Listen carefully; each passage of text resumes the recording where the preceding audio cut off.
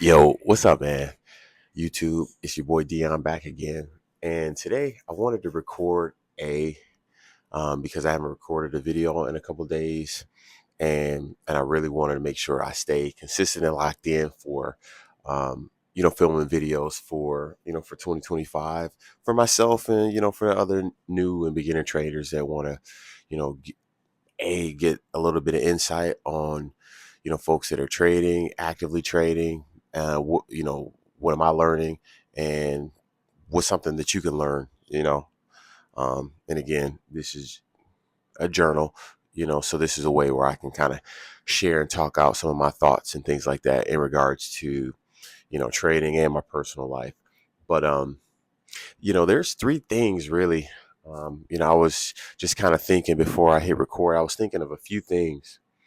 What are three things that I wish that I knew, or three things that would have been really important for me to, I guess, to know before I started trading? One, um, just the patience of it all. Like I think I put in my last video, I started trading. I don't know. I think I probably put my first trade in maybe 15 years ago. Definitely not day trading or trying to do anything like to be like this, day trader. I think at that time I probably read Warren Buffett's book, the Buffettology, and I was just really enamored with the idea of investing in things that I knew. So I think I probably placed my first trade. I took some student loan money or some refund check that I got and put it in the market.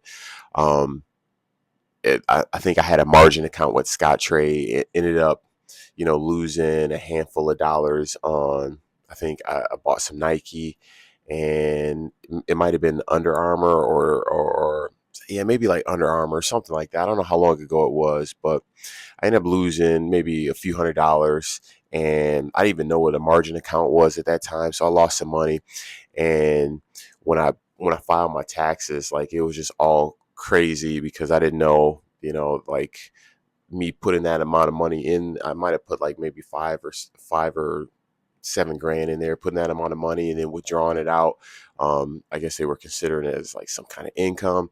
But long story short, um, I started a long time ago. But when I really started taking trading a bit serious is, my brother and my cousin, they both, got into the penny stock world, um, because they knew some folks that had done really well in the penny stock game. And so that was my introduction. And then they talked to me years about, how they can make some money. I think they caught a couple runners and made some good money pretty quickly on some low float, really like sub penny stocks.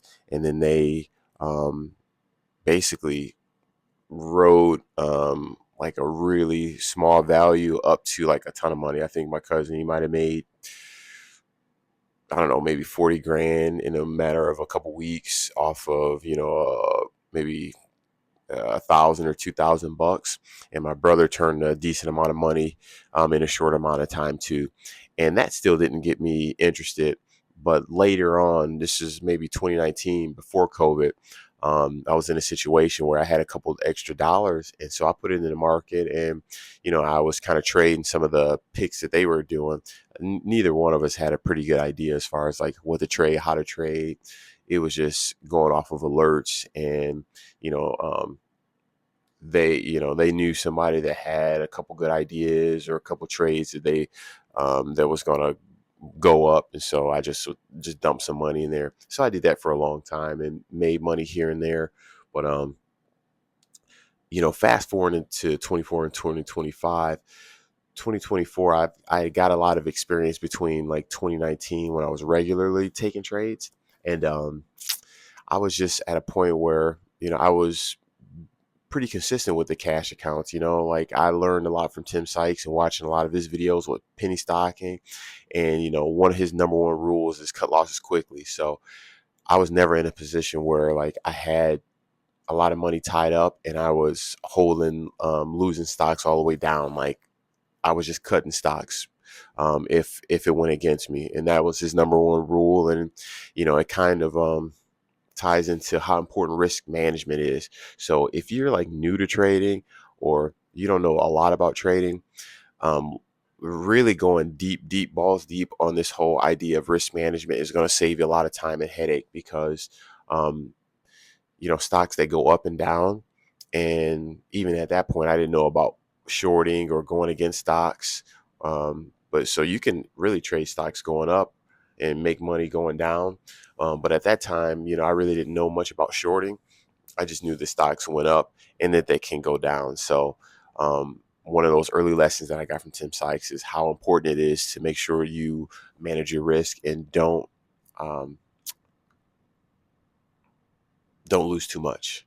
You need to stay in the game as long as you can so that you can, um, I guess, be in the market long enough to learn what you're doing. Because when you start, you're not going to know what you're doing. So that's kind of what this video is for. So risk management is definitely something that I wished I knew before I started. Um, the other thing is patience. Um, I think as an entrepreneur, I'm always trying to find the fastest route and the easiest route to get something done. And I mean, it makes sense. It makes sense wanting to get to your goals as fast as possible. But with the stock market, I've learned like that you just can't speed up the process. You have to take your lumps. You have to learn. Um, you have to. It's a new language. It's a completely new language. Like trying to figure out, all the I don't want to say nooks and crannies, but all like the nuances of trading, the terminology, how to actually place trades. Like stop orders, stop losses, ways to protect yourself once you're in a trade. It took me a long time to figure some of that stuff out, and I just didn't know it at first. And like every day, every month, I thought that I had it figured out, only to figure out that there was just so much that I didn't know. So just being patient is going to help you overall in your journey to becoming a profitable regular trader. Consistently profitable trader. I don't know what I mean with regular trader, but as you trade regularly or daily, or if you're a swing trader and you trade weekly, or hold positions longer than just a day, you're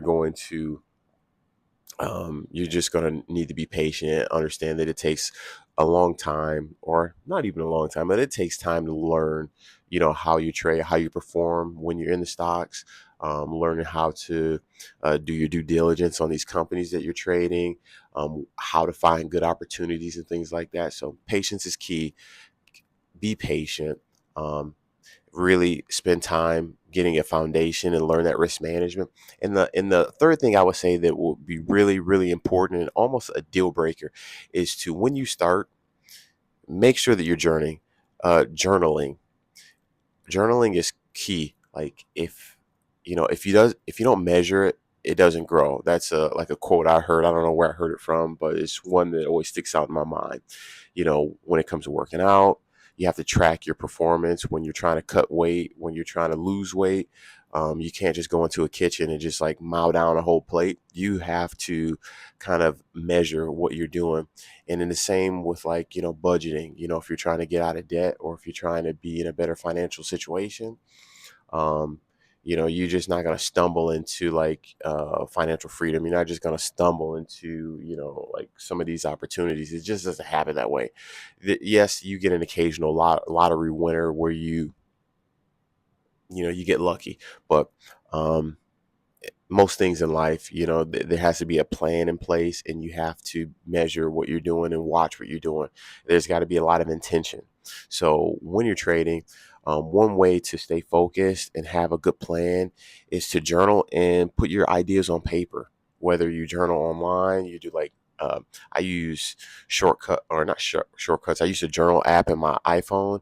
I also use like an actual physical journal where I write my ideas down, and I got a ton of journals. I got my 5 minute journal that I write in 3 out of 7 days, 4 out of 7 days. My wife uses hers every day, and my kids use theirs. But I've been doing a 5 minute journal for a few years now, and So I got journals everywhere. But with trading, you need to have a trading journal because it's going to tell you exactly where you're screwing up. It's going to show you what's working and what's not working. And that was one of the things that I really did not want to do because I just wanted to be lazy. I just felt that I was good enough and I can get in there and just freestyle it and make money and win trades and go about my business. But that is the last thing, whether it's a video journal or a written journal, it's the last thing that you need to get like master, get really good about thinking out your trades, writing stuff down, how you feel when you're in a trade, when you go on a bender or if you're like kind of going ape, what do you call it, going on tilt, you got a bad trade or you're on a bad way. One way to monitor what you're doing is to, daily write it down, what you're thinking, how you're feeling.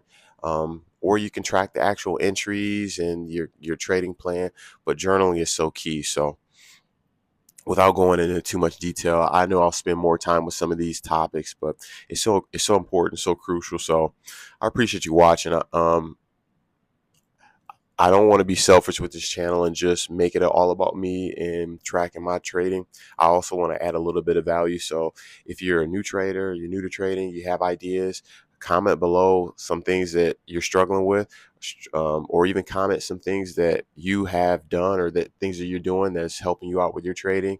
I appreciate you watching. I hope you have a good one, and we'll catch you in the next video. Peace.